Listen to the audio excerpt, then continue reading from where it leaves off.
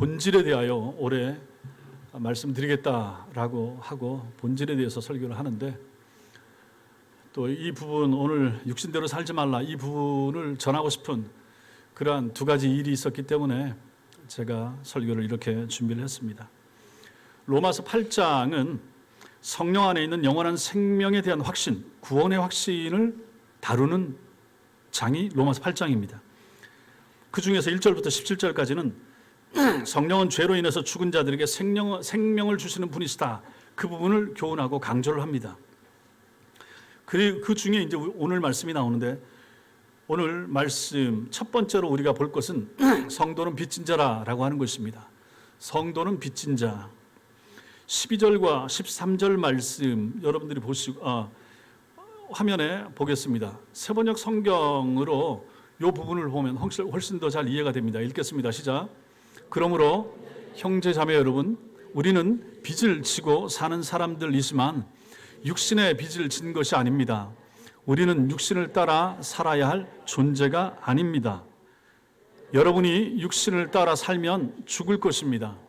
그러나 여러분이 성령으로 몸의 행실을 죽이면 살 것입니다. 개역 개정 한글보다 이 부분을 세번역으로 읽으면 훨씬 더 잘 이해가 됩니다. 우리가 빚진 자라, 여기 빚진 자는 채무자를 얘기하는 거죠.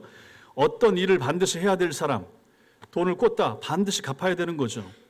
금전적인 빚은 물론이고 국가의 법에 대한 의무, 이것도 반드시 우리는 지켜야 됩니다. 국민의 4대 의무 우리가 해야 되는 거죠. 마찬가지입니다. 바울이 여기서 성도들을 빚진 자라고 한 것은 성도들은 영적인 삶에 대한 의무가 있는 사람들이라 하는 것을 말하기 위해서 빚진 자라고 하는 용어를 차용하여 사용하는 것입니다. 우리는 예수님을 통해서 죄의 빚을 청산받은 사람들입니다. 1절과 2절에 그 내용이 나오고, 그리고 9절과 11절이 성령의 내주를 통해서 여러분과 저는 새 생명을 부여받은 사람들입니다. 예수 만나서 예수 믿고 하나님의 사람이 됐죠. 새 사람 됐죠. 새 생명 부여받았습니다. 이게 9절부터 11절입니다. 자, 이러한 사실로 인하여 우리에게 생겨난 의무, 그게 바로 빚입니다. 신자가 되어서 우리가 해야 될 의무가 있다. 그게 빚이라. 그 의무가 무엇인가? 육신대로 사는 것이 아니라 성령으로 몸의 행실을 죽이고 성령의 인도함을 받는 것, 이게 바로 우리가 감당해야 될 빚이라고 말하는 것입니다. 그러면 우리가 빚을 졌습니다. 여러분과 제가 빚 졌습니다. 누구에게 빚진 겁니까? 누구에게 빚졌습니까? 누구에게 빚졌습니까? 하나님께 빚진 것이고 성령께 빚졌죠. 그분이 우리에게 은혜 주시고 신자 되게 했고 마음의 구원의 확신을 줬죠. 그러면 우리는 이제 신자가 됐기 때문에 해야 할 의무가 있다, 본분이 있다라는 것입니다. 그게 뭐냐? 빚이 되는 거죠. 빚. 원수한테 빚 갚는 게 아니라, 다른 사람한테 돈 빌린 게 아니라 은혜 받아서 신자가 됐음으로 말미암아 신자로서 해야 될, 마땅히 해야 될 일이 있다, 의무가 있다. 그게 빚이라는 것입니다. 우리가 빚진 자로되, 여기 로데라고 하는 것은 계속을 나타내는 현재 시제로 쓰이고 있습니다. 빚진 자라는 사실은 변함이 없다. 이것은 계속 간다. 빚은 보세요. 세상 빚, 사람들한테 빌린 빚 갚아요. 갚으면 까나가게 되는 거죠. 나중에 없어집니다. 그런데 예수 믿고 은혜 받은 빚, 이거 우리 다 갚을 수 있습니까? 다 갚을 수 있어요? 없어요. 언제까지 없어요? 못 갚죠. 못 갚는 거죠. 사는 날 동안 빚쟁이로 사는 거예요. 이 빚은 많은 게 좋을까요? 없는 게 좋을까요? 이게 뭐가 어렵습니까? 이 빚은 많을수록 좋아요? 없을수록 좋아요? 빚이 많다. 빚이 많다는 건 무슨 뜻이에요? 은혜가 크다는 거죠. 은혜가 크다는 것은 은혜를 크게 깨달았다는 거지. 많이 깨달았다는 거지. 교회를 오고 싶고 오전 예배를 드리고 오후 예배를 드리고 수요일까지 오고 싶고 그러한 마음이 생기는 건 뭡니까? 빚이 깨달아지는 거지. 빚이 감사하게 느껴지는 거죠. 성경을 더 읽고 싶은 거지. 아버지를 알고 싶은 거죠. 엎드려 기도하고 싶은 것이고, 가족들의 영혼이 불쌍하게 여겨지는 그 영적인 빚, 이게 마음에 있으니까 기도하게 되는 거죠. 교회를 사랑하게 되면 교회를 위해서 시간을 내고 애를 쓰고 몸을 들여서 뭔가 하고 싶어지고, 이게 뭡니까?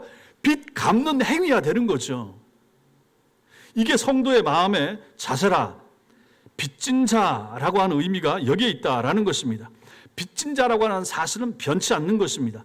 그리고 빚을 갚아야 되는 의무도 변함이 없어요. 끝까지 갚아야 됩니다. 언제까지? 죽을 때까지. 따라서 성도 중에 누가 성령을 거스려 육체의 욕심을 쫓는다면 그가 해야 할 의무를 안 하는 게 되는 거죠. 유기하는 것이 되는 거죠. 여러분, 채무자가 빚을 안 갚으면 어떻게 됩니까? 고발하면 잡혀갑니다. 법적인 제재를 받게 되는 거죠. 여러분과 저는 구원을 이루신, 우리 속에 구원을 이루신 성령에게 빚진 자들입니다. 중요한 개념이 여기 있는 거죠. 우리는 빚진 자, 성도는 빚진 자. 누구에게 빚졌다고요? 누구에게 빚졌다고요? 무엇을 빚졌습니까? 은혜를 빚진 거죠. 하나님의 사랑을 빚진 거죠. 예수 그리스도의 십자가 죽으심을 우리는 빚진 거죠. 우리에게 허락하신 재능, 탤런트, 빚입니다. 이걸 갖고 뭐 하라고요? 주를 위하여 사용하라고. 가정을 주고, 집을 주고, 식구를 주고, 살 공간, 직장 주신 거 다 빚입니다. 누구를 위하여? 주를 위하여 살라고. 그리고 우리 가족들도 돌보고, 내가 해야 될 의무도 하면서 주님 앞에 갚아야 될 의무가 있다. 따라하겠습니다. 성도는 빚진 자. 나는 빚진 자입니다. 빚을 싫어하시는군요.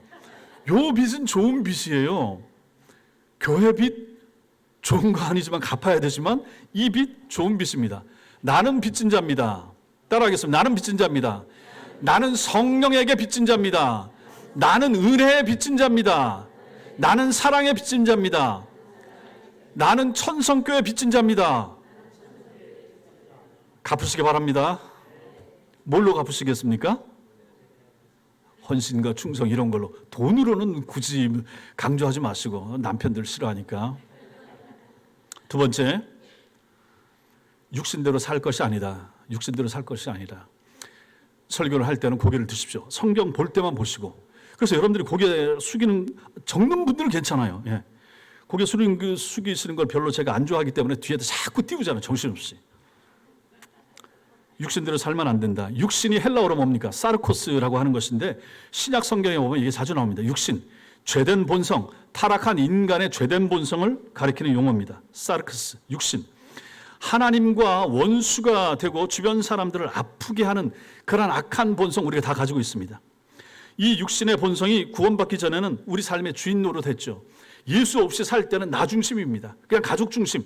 가정에서도 또 욕심 부리느라고 가족 사이에, 남편과 부인 사이에도 사이가 안 좋아지기도 했고, 이게 이제 육신입니다. 죄된 본성. 그러나 이제 예수님의 보혈의 공로로 의롭다 하심을 얻고 하나님의 자녀가 되어서 성령에게 이제 빚진 자로 살게 되었다 말씀을 드렸죠.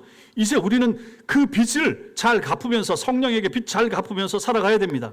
그렇지만 구원받은 우리 안에는 여전히 악한 생각, 못된 습관, 부정적인 성향이 남아있죠. 여러분과 제가 신자가 됐음에도 불구하고 이게 남아있단 말입니다. 우리 전에도 공부할 때 그랬죠. 이게 왜 남아있습니까?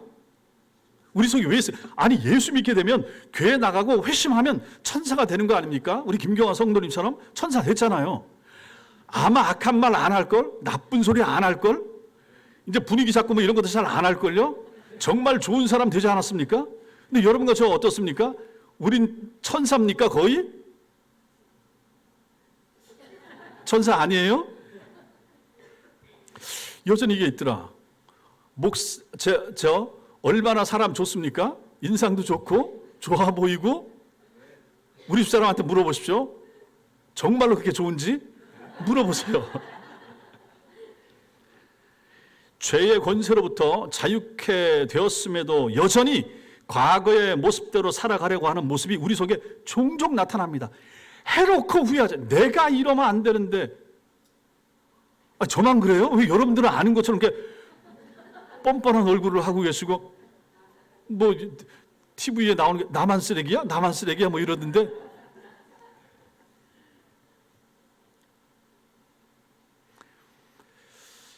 예수님이 구주가 되기 전에는, 우리 속에 구주로 들어오시기 전에는 육신의 본성에 매여서 살아가는 것이 우리에게 당연했지만 이제는 그리스도 예수 안에서는 육신의 본성대로 살면 안 되죠.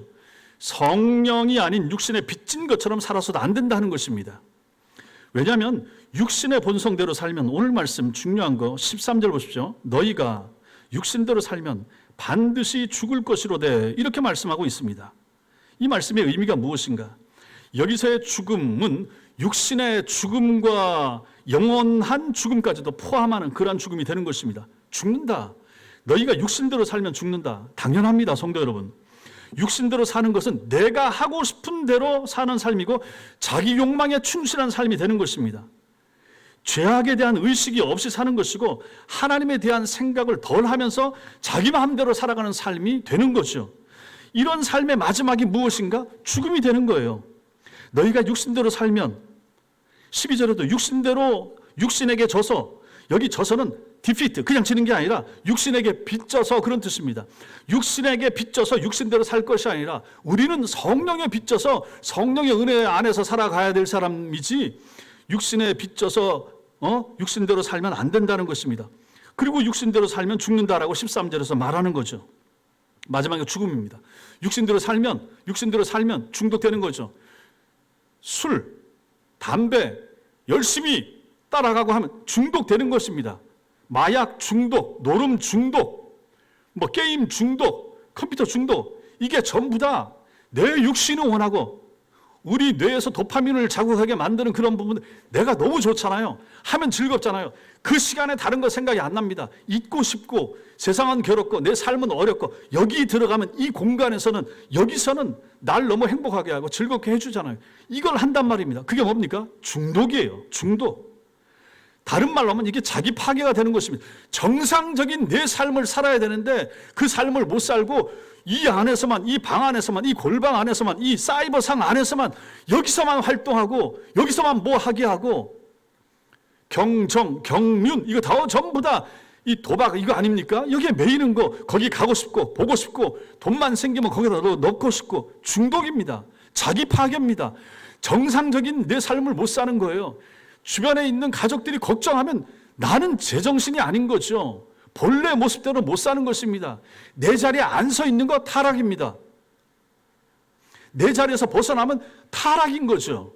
자기 파괴입니다. 유명 연예인이나 재벌들의 부끄러운 모습들을 우리는 신문이나 뉴스에서 봅니다. 물론 언론에 나오는 것들은 극단적인 예들이긴 하지만 육신대로 사는 모습의 결말이 어떤가 하는 것을 분명히 보여주는 것이죠. 오전에 제가 유명한 영화배우 죽음에 대해서 말씀을 드렸습니다. 그걸 한번 생각해 보십시오. 그 배우를 한번 생각을 해 보십시오. 오전에서 제가 말씀드릴 때는 그 사람 입장에서 말씀을 드렸습니다. 자기를 뜯어내려고 하는 사람들, 살아온 인생, 부끄러움, 창피, 그런 거죠. 허무하다, 헛되다. 자, 근데 이걸 가지고 그 주변에서 협박하는 사람들이 있더라고요. 여자 둘이서 3억을 뜯어내고 5천을 뜯어내고, 이 두 사람들은 얼마나 나쁜 사람들인가. 29, 28, 30도 안 된 사람들이 전과 6범, 사기 전과 1범, 마약 전과 6범, 30대 안 된 사람들이 자기 인생을, 그러나 얼굴은 반반해. 예쁜 것 같아. 그러니 남자들이 넘어가는 것이고, 그 삶을 그렇게, 그 예쁜 용모를 가지고 자기 파괴를 그렇게 하는 거죠. 이 사람들한테 당하는 거죠. 이 두 사람은 얼마나 나쁜 사람들인가. 또 이런 걸 가지고 세상을 보십시오, 성도 여러분. 유튜브들이 찍어내잖아. 찍어가지고 올리고 인터넷으로 조회수 늘린다고 자극적인 거, 유명한 사람의 불륜, 스캔들, 안 좋은 거, 거기다 다 파헤쳐 올리고, 심지어 그 통화 내역까지 이제 유출되고, 무슨 핸드폰 안에 동영상을 올리네, 마네, 세상이 얼마나 더럽습니까? 얼마나 추잡합니까? 얼마나 사악한가? 돈만 된다 그러면, 조회수 늘릴 수 있다 그러면 유튜버들은 조회수가 돈으로 연결되니까 거기 하려고 그러고, 지상파도 거기 또 까발려서 올리려고 하고, 국민의 알 권리 얘기하면서 집안의 식구나 다른 사람들은 죽어가고 있는데 말이죠. 자, 누구를 욕해야 됩니까? 배우 당사자입니다. 죽은 사람이 나쁜 사람인 거죠. 나쁘다고 말하기 좀 뭐하지만은 그 사람이 잘못한 거예요. 자기 육신과 자기 가정을 지키지 못한 거예요. 당사자가 잘못한 거예요. 그렇게 살다가 육신대로 살다가 죽은 것입니다. 내 육신에 보기에 저 여자가 보기에 좋은 거죠. 또 저 여자도 보기에 좋은 거죠. 거기에 내 시간을 들이고 하다 보면 가정은 뒷전인 거죠. 육체대로 살다가 육신대로 살다가 그거 추구하고 따라가다가 육신대로 살면 반드시 죽을 것이로되 세상에서도 죽는다 하는 것입니다. 명예가 죽었습니다. 인기가 죽었습니다. 가정 평화 깨졌습니다. 육체도 죽은 거예요. 이렇게 되는 거예요. 세상 추구하면, 따라가다 보면. 누구도 마찬가지입니다. 여기 있는 여러분들 다 마찬가지고, 청년들도 마찬가지고, 교인들도 다 마찬가지입니다. 저도 마찬가지고, 여러분도 마찬가지고, 가정을 지키셔야 됩니다. 유혹에 들만한 요소를 만들지 말아요. 가지 말아야 됩니다. 동호회, 동창회, 내 마음이 조금이라도 열릴 법한 정상적인 멘탈 상태가 안 될 것 같은 곳에 가지 말아야 되는 것입니다. 남자들 마찬가지고 여자들도 마찬가지고. 가정이 중요합니다. 잠시의 쾌락, 잠깐의 즐거움을 추구하다가 가족 상처 주고 애들 앞에 그게 뭡니까? 인기, 명예, 직장 뭐고 싹 잃어버리는 거 아닙니까? 그러니까 생각해보세요. 배우들 같은 경우는 제가 생각해봐도 죽고 싶겠다. 죽을 수밖에 없겠다. 죽어야 끝나. 살아있는 동안은 끊임없이 나오니까요. 인터넷이 이런 게 가만히 있습니까? 옛날 기록들을 계속 돌린다니까요. 옛날에 뭐 했던 사람, 마약했던 사람, 뭐 갔던 사람. 안 없어집니다. 그러니 죽고 싶지 않겠습니까? 육신대로 살면 죽는 것입니다. 성도 여러분, 가정을 지키셔야 됩니다. 내 잠시의 쾌락을 따라갔다가 망하는 거예요. 사람들은 그걸 못 봅니다. 그것이 잘못됐을 때, 드러났을 때, 바갈각이 됐을 때 한 번, 두 번 숨겨질 수 있습니다. 세 번, 네 번 숨겨질 수 있습니다. 일주일, 한 달 숨겨질 수 있습니다. 끝까지 숨겨지고 끝까지 비밀 유지될 수 있는 거 없습니다.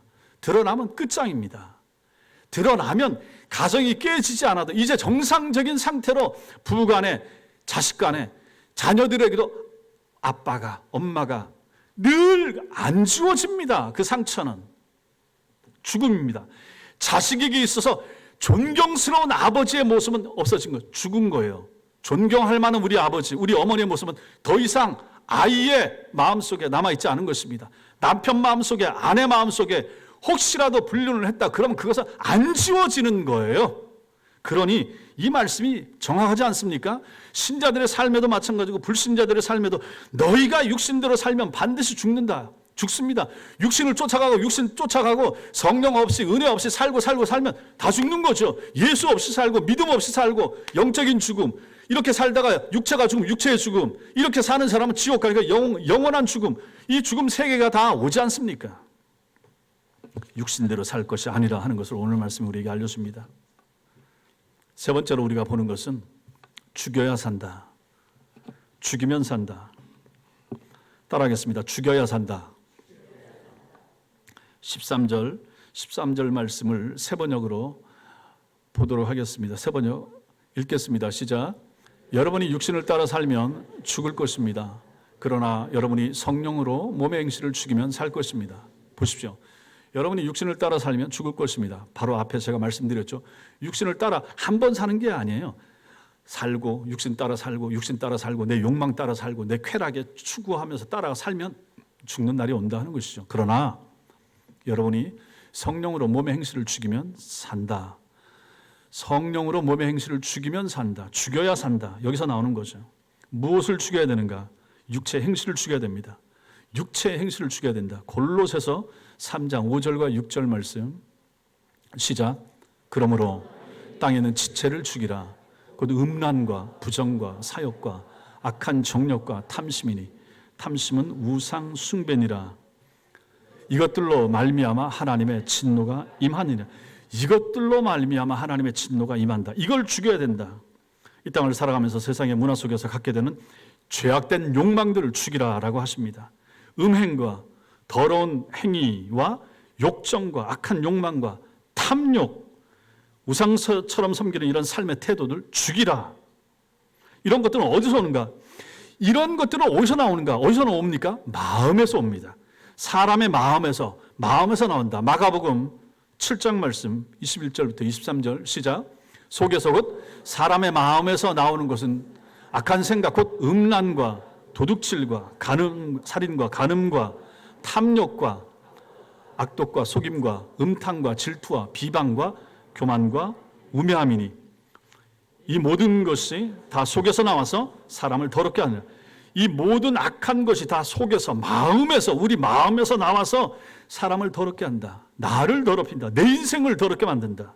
결국 문제는 뭡니까? 우리의 마음입니다.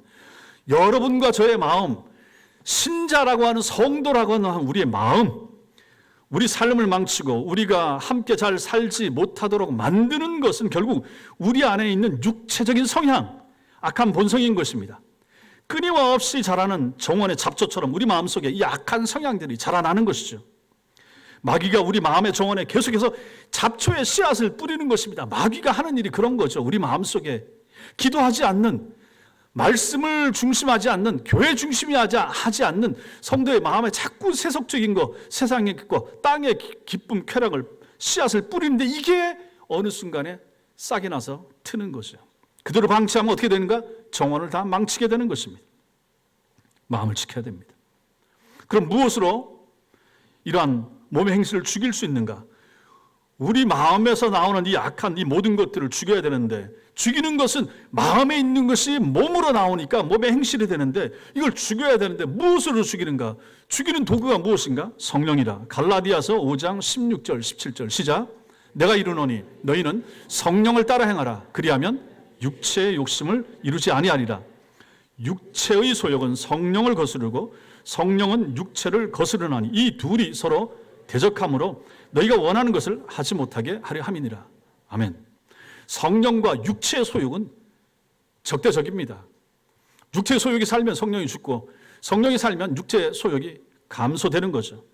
육체의 욕망대로 살면 성령님의 인도하심을 받을 수가 없습니다.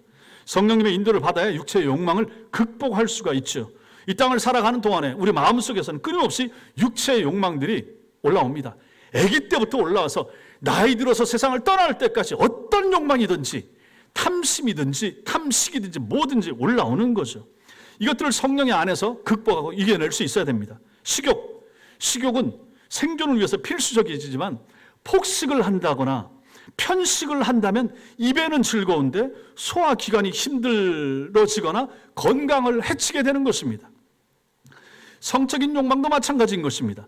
배우자에 대해서는 하나님의 선물이지만 결혼을 넘어서서 다른 이성을 향한다면 가정을 파괴하고 자신의 삶을 파괴하는 악한 욕망이 되는 것이죠. 명예, 권력에 대한 욕망도 마찬가지입니다. 명예심이 너무 강하다. 권력에 대한 욕구가 너무 강하다. 그럼 어떻게 됩니까? 다른 사람을 끌어내려야 되는 거죠. 타인을 멸시하거나 타인을 괴롭게 하는 모습으로 나타나게 되고, 그렇게 되면 이것은 하나님 앞에서 심판받을 그런 악한 욕망이 되는 것입니다. 이러한 육체의 욕망들을 제어할 수 있어야 된다라는 거죠. 전에도 말씀드렸는데 우리에게는 전쟁이 있다. 영적 전쟁이 있죠. 우리가 싸워야 될 이 영적 전쟁의 대적이 있는데 대적이 셋이 있다고 그랬습니다. 혹시 기억납니까? 우리가 싸워야 될 영적인 전쟁의 대적이 셋이다. 첫 번째 우리의 대적 뭐겠습니까? 마귀, 사탄 마귀. 두 번째 대적이 뭡니까? 죄성, 육신. 그럼 하나 더. 세 가지 우리가 싸워야 될 대상, 하나는 마귀와 싸워야 되고, 하나는 우리 속에 아까 우리가 보았던 그 더러운 욕망, 욕정 이런 거, 우리 속에서 나오는 거. 또 하나는 뭡니까? 세상. 악한 세상. 공중마귀, 마귀가 공중권세를 잡고 있는 이 세상. 이 세상이 항상 우리의 적이 되는 거죠. 마귀가 다 하지만 마귀, 세상 문화, 세상 쾌락, 세상 향락, 이게 다 마찬가지예요. 그 다음에 우리, 이 세 가지. 마귀는 보이지 않기 때문에 우리가 영적으로 깨어있지 못할 때는 속수무책 당하게 됩니다. 세상은 우리가 살아가야 되는 환경의 모습으로 나타나기 때문에 우리가 세상의 흐름에 따라서 살기 때문에, 그 속에서 살기 때문에 대세를 거스르는 건 쉽지 않다. 세상 흐름대로 가야 되는데 세상 사람들 그 회식하러 가고 따라가야 되고 이런 거 다 마찬가지 아닙니까? 세상, 육신. 바로 우리 자신에게 나 자신의 본성이 되는 거죠. 그러므로 이게 나 자신의 본성을 부인해야 되니까 이게 어려운 거죠. 그런데 신자가 됐다. 그러면 어떻게 됩니까? 나를 부인해야 되는, 자기 부인, 나를 부인해야 되는 거죠. 자기 부인 없이 예수님을 따를 수가 없습니다. 그래서 주님이 마태복음 16장에서 말씀하시는 거죠. 읽겠습니다. 시작. 예수께서 제자들에게 이르시되 누구든지 나를 따라오려거든 자기를 부인하고 자기 십자가를 지고 나를 따를 것이냐. 자기 부인. 나는 아닙니다. 나는 죽었습니다. 예수 믿기 전에 나는 죽었습니다. 회심하기 전에 나는 더 이상 아닙니다. 근데 자꾸 살아난다면 이걸 부인하고 성령의 은혜 안에서 기도로 잘라내고 이 작업을 해야 된다 하는 것이죠. 바울은 자신의 영적인 수고를 이렇게 표현합니다. 고린도전서 9장 27절에 시작. 내가 내 몸을 쳐 복종하게 하면 내가 남에게 전파한 후에 자신이 도리어 버림을 당할까 두려워함이라. 내가 내 몸을 친다. 그래서 복종시킨다. 바울 자신도 이렇게 말합니다. 자기는 전도하고 자기는 복음을 전해서 다른 사람을 살리고 살게 하는데 실제로 그렇게 전해놓고 나는 못 산다. 이렇게 될 가능성이 제일 많은 사람들이 누굽니까? 목사들인 거죠. 설교는 번듯하게 바르게 해놓고 자기는 그렇게 안 살 가능성이 제일 많은 사람들이, 모르는 성도들은 몰라서 그렇다고 하고 남한테 안전해서 그렇다고 하지만 나는 전하고 그렇게 잘 알면서도 그대로 살지 못하는 나? 이거는 굉장히 심각한 문제 아니겠습니까? 바울이 복음을 위해서, 교회를 위해서 애쓰면서도 부단히 자신의 몸을 쳐서 복종한다고 말한 이유가 여기에 있는 것입니다. 먹고 마실 권리도 포기하고 다른 사도들처럼 가정의 행복을 누릴 권리도 포기하고 복음을 위해서 일한 사례 받아야 되는데 그거 권리도 때로는 포기하기도 했습니다. 왜 그렇습니까? 복음을 위해서 그렇게 했던 거죠. 복음에 장애가 되지 않도록 하기 위해서였던 것입니다.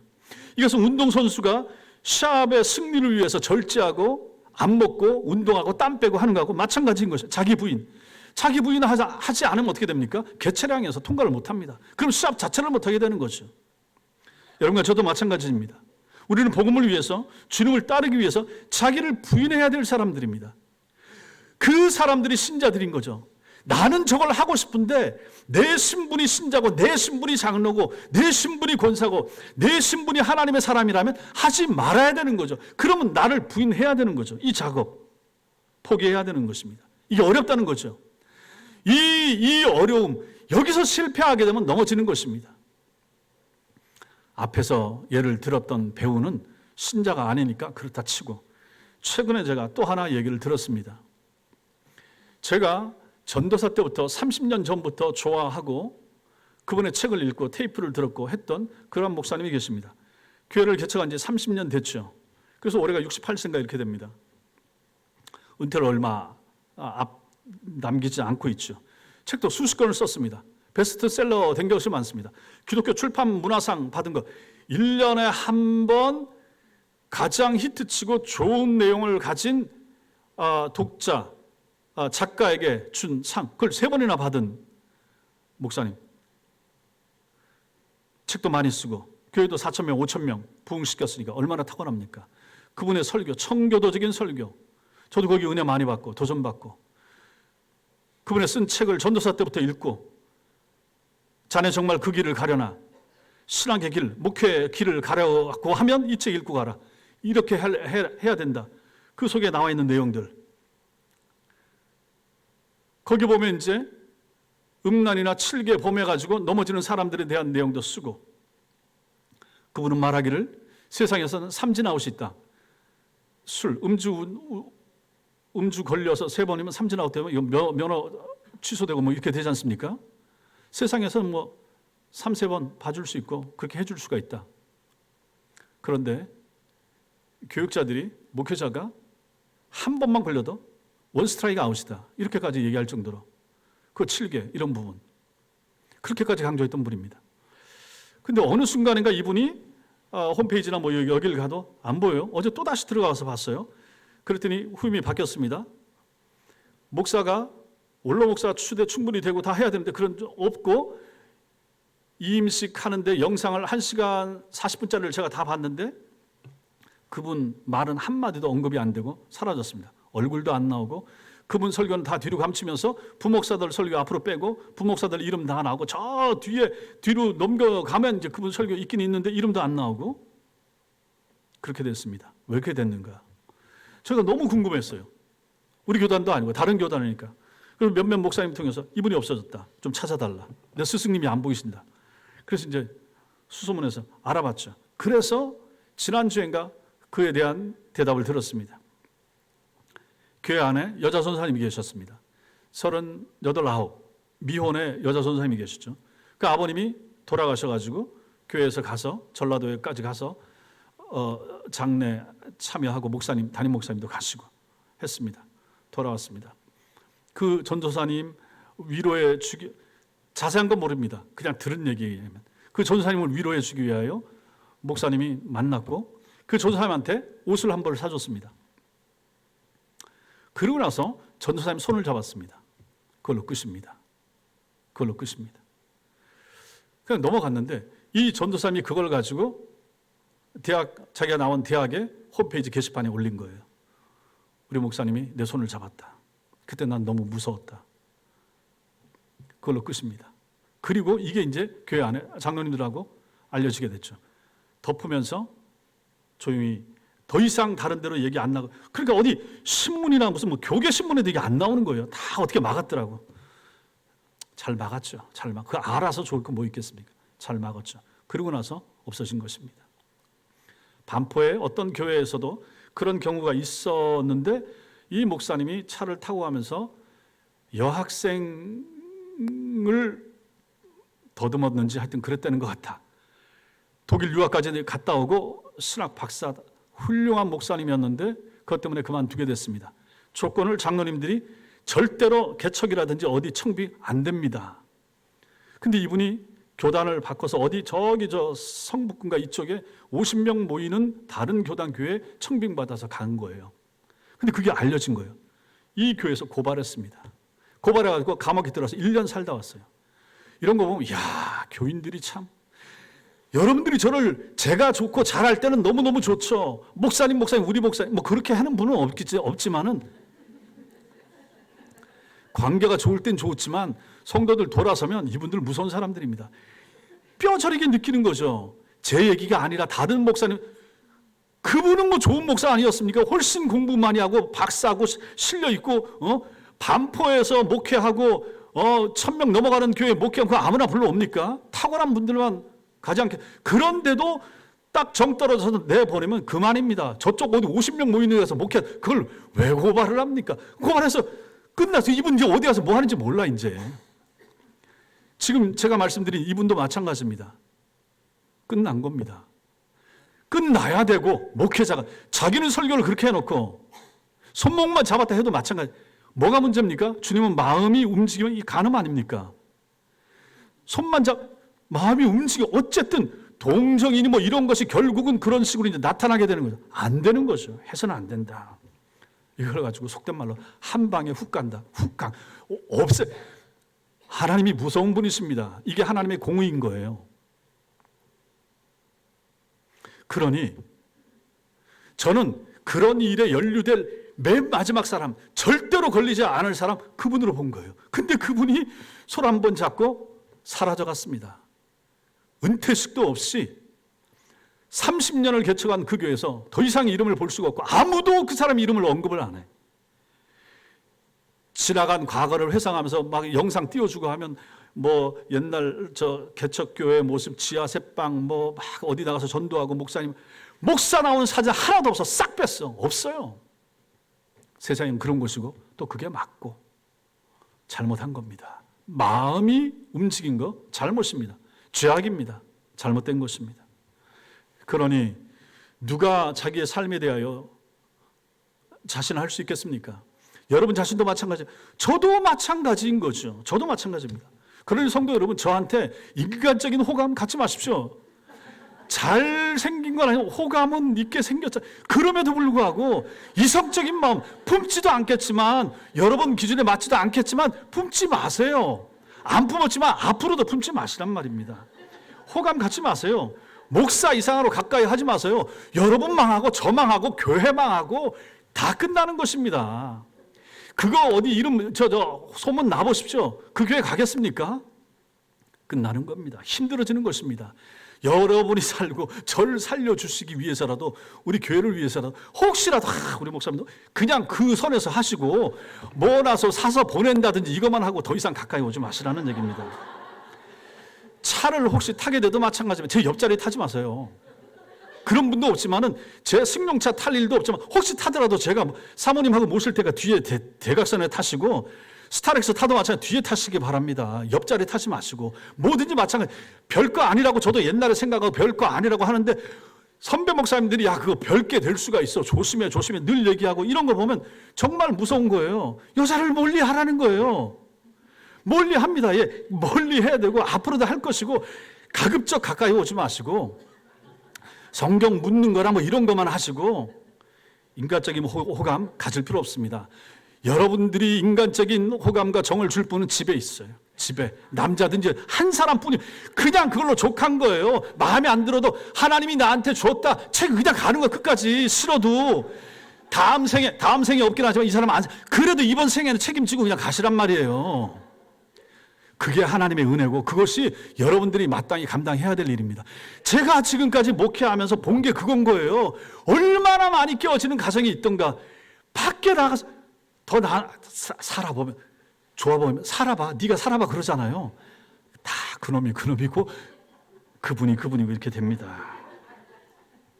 가정을 지키셔야 됩니다. 불륜이 일어날 만한 아까도 말씀드린 동호회, 동창회, 어디 등산 뭐 이런 거 많이 그런 거 있다. 어디 하여튼 섞여서 가는 거 가지 말고 남자끼리 가고 여자끼리 이런 데 가든지. 그리고 제 생각에도 그렇습니다. 이제 40 넘고 하면 이성에 대한 호감 이제 가질 필요 없어요. 그냥 끝이야. 그냥 그대로 가면 됩니다. 더 이상 다른 거 다 필요 없습니다. 그냥 살고 없으면 그냥 혼자 살고 그렇게 하나님 바라보면서 위에 소망 두고 살아야지. 또 다시 무슨 사랑 제2의 사랑. 제가 봤을 때 유근호 집사님 그렇게 하시고 이제 다른 사람들은 그런 거 하지 마시고